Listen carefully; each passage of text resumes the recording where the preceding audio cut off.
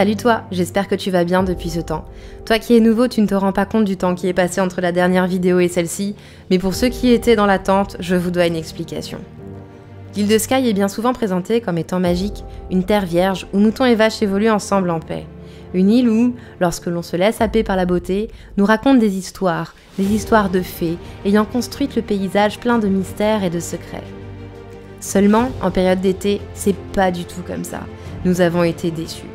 Surtout moi qui attendais la magie, de me perdre dans des décors merveilleux, vides de gens. Mais là, l'île s'était transformée en une sorte de lieu de pèlerinage où les gens piétinaient sans gêne des endroits magnifiques qui se transforment en boue tant il n'y a plus de respect des lieux. Moi qui pensais te faire rêver avec des plans superbes sans personne, c'est un peu foiré. Et donc l'histoire que j'avais en tête ne pouvait pas concorder avec ce que nous avons réellement vécu sur place. Maintenant que j'ai accepté le fait que ce ne sera pas comme je le souhaitais, laisse-moi te présenter l'île de Skye sous un autre jour.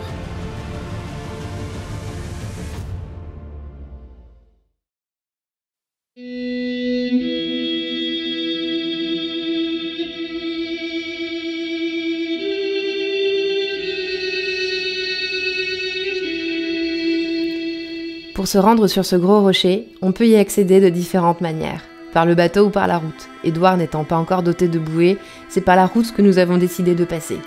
On salue au loin la fameuse vallée de l'Applecross, a priori impraticable en camping-car, et nous traversons les derniers villages des Highlands, avec toujours ces paysages à couper le souffle, avant de nous engager sur le pont qui nous mènera sur l'île de Skye.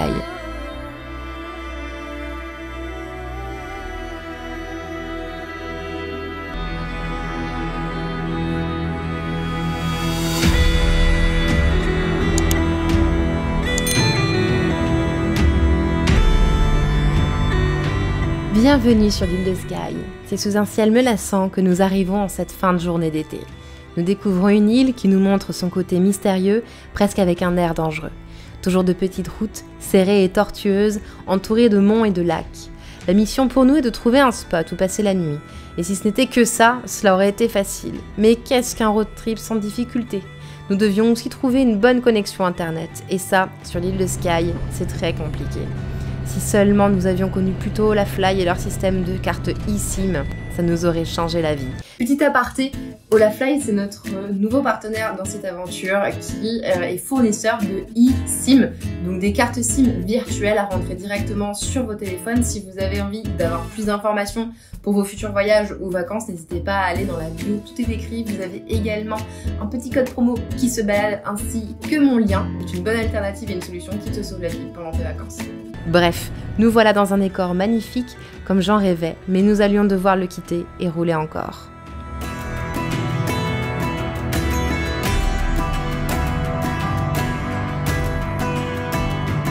La décision a été prise après avoir testé toutes les cartes SIM que nous avions de possibles. Elles ont toutes été refusées. Bon, donc du coup, on reste pas, on bouge et puis on va croiser les doigts. Voilà, en plus on est fatigué, on a déjà roulé 2 heures, on aimerait bien se poser quoi. Voilà. C'est vrai que dans ce genre de cas, ce n'est clairement plus une partie de plaisir. Fatigue, faim, soucis, bref, il faut parfois avoir les nerfs solides. Cet endroit était parfait, avec les moutons à côté, un des plus beaux spots où l'on aurait pu dormir, mais Internet. Et c'est finalement en bord de route nationale que nous avons établi notre camp pour passer la nuit, avant de partir découvrir l'un des spots les plus connus de l'île.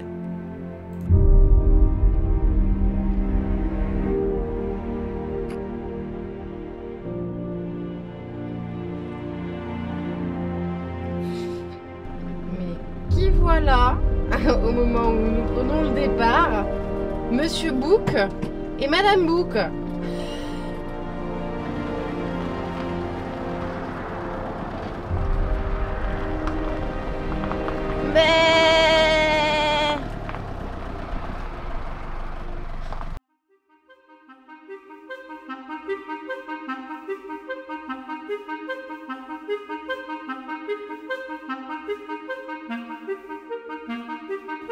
Après une bonne nuit de sommeil, nous voilà tout frais pour partir à la découverte des ferry pools mondialement connus.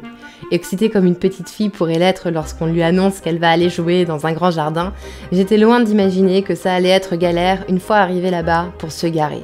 En attendant, c'est encore de jolies petites routes sinueuses que nous empruntons pour nous diriger vers cet endroit souvent dépeint comme étant magique.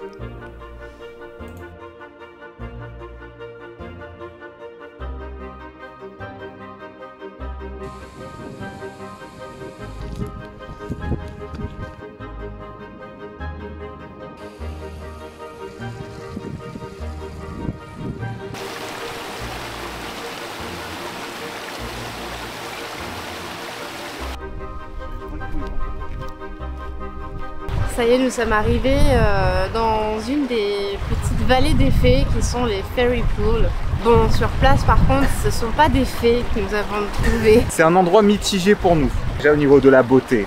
On a essayé de réfléchir un peu à comment vous le dire, comment tourner ça sans qu'on passe pour des gros blasés et surtout sans offenser certaines personnes qui pourraient justement se dire ouais, c'est la plus belle chose qu'on ait vue de notre vie. C'est très beau, mais je pense que cet endroit a un défaut. En fait, ce qui fait que cet endroit a du succès, je pense que c'est parce qu'il est facilement accessible. C'est positif dans un sens pour des personnes qui n'auraient pas pu voir ce genre de choses dans d'autres circonstances. Vous voyez personne, mais c'est parce qu'en fait, tu te rends compte en effet que plus tu marches et moins tu auras de monde. Tu n'auras pas forcément les plus beaux endroits. Quand tu arrives tout sur le pourtour, il y a plein de gadous en fait.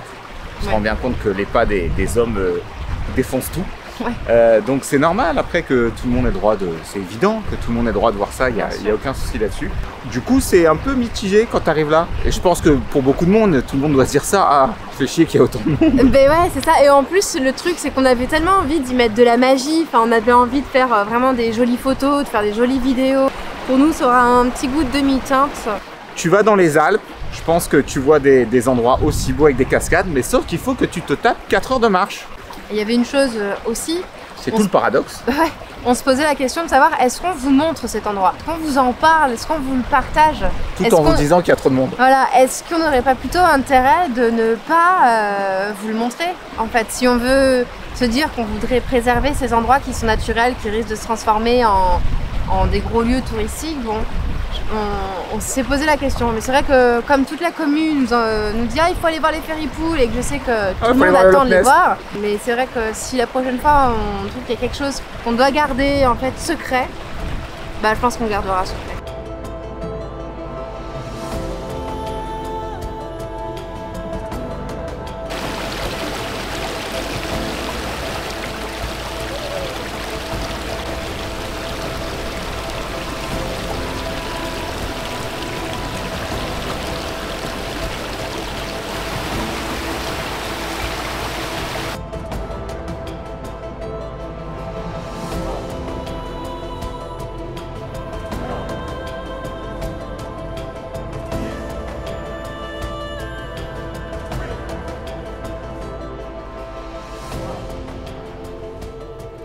Cela ne m'a tout de même pas empêché de goûter l'eau gelée de ces piscines naturelles.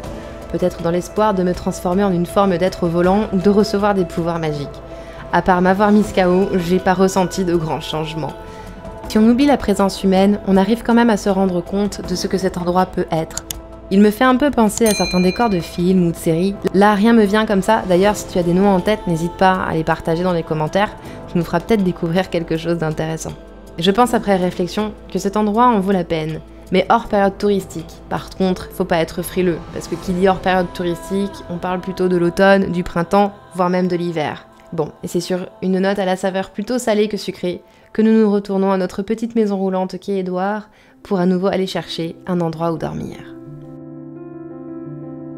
Nous sommes au lendemain de la petite balade dans les ferry pools, où j'ai pu du coup faire trempette. C'était très agréable, mais en fait ça m'a épuisée. Ça a eu un effet sur moi de fatigue, je sais pas pourquoi, je pense que c'est peut-être parce que le corps a dépensé beaucoup d'énergie pendant que j'étais dans l'eau froide justement pour tenir et lutter parce qu'elle était vraiment fraîche.